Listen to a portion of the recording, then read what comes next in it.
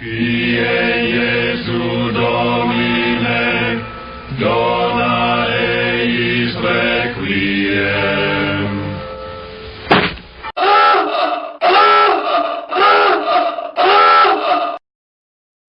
Well, good morning, and it's long awaited. Sorry for the drought. I got out of the habit. Let's adjust the screen a little bit. And it is a Sunday Black Hat commentary.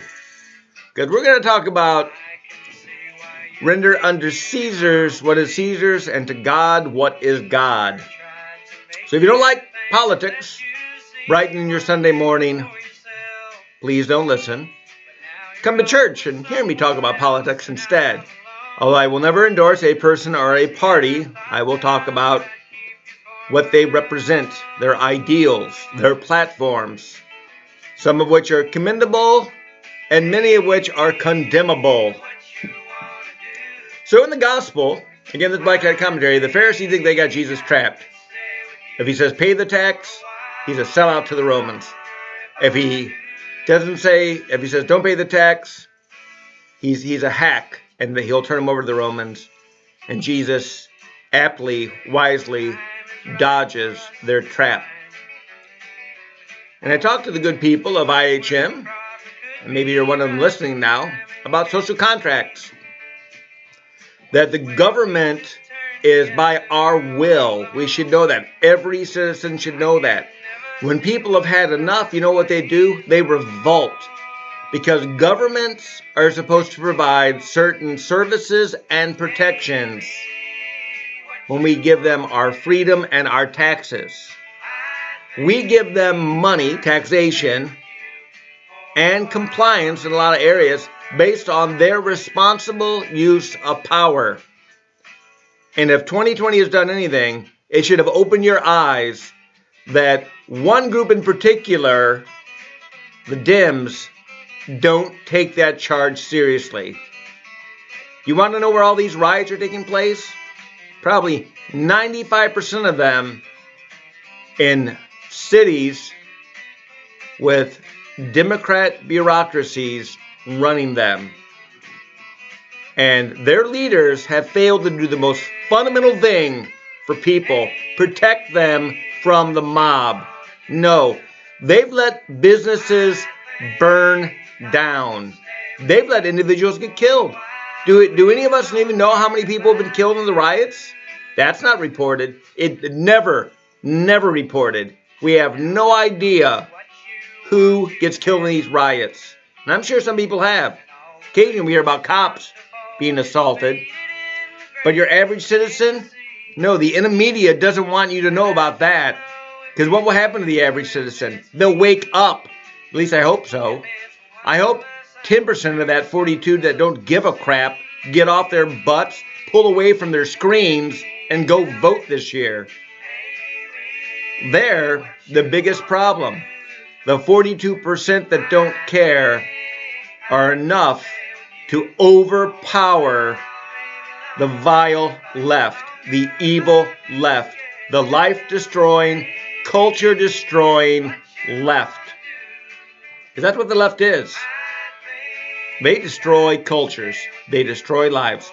Their flagship issue is abortion, and they have never taken more delight in death than the millions that they have piled up since 1973. Before then, but nationally since 1973. So yeah, these Democratic mayors and governors have abused their power, have violated their social contract, haven't even kept their oaths. Didn't all these people take an oath in office to uphold the law? Isn't that standard practice when you're sworn in as a mayor or a governor? So I hope their citizens are pissed off. They should be. I'm glad we got a halfway decent governor here in Missouri.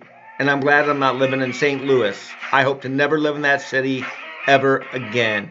Unless it has a major reform and maybe gets, reasonable people back in control who are responsible. Let's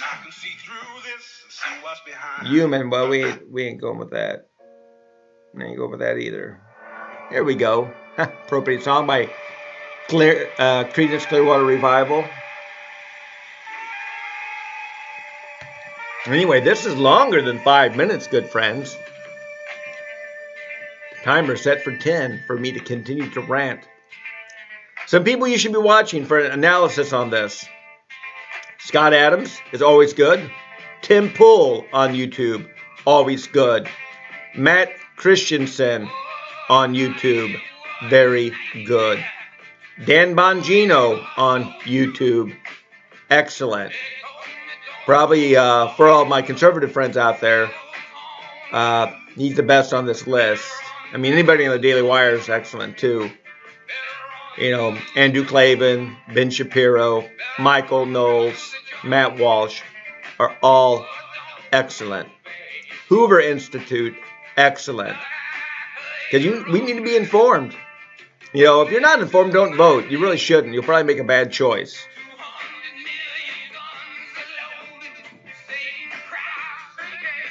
What is this? Anyway, not a bad song. I'd have to listen to the lyrics closer. But yeah, citizens should be outraged. I hope all this crap with Hunter Biden comes home to roost on Joe Biden, because it is political corruption. Tim Pool, I listened to his podcast this morning as I was waking up. Who do you trust more? The outsider who came in the last 4 years who was already a billionaire? Or the Democrats and Republicans who came in with meager funds and are leaving government multi-millionaires? I trust the former, the guy that came in with the money, not all the crooks, the parasites that made money at the American people's expense.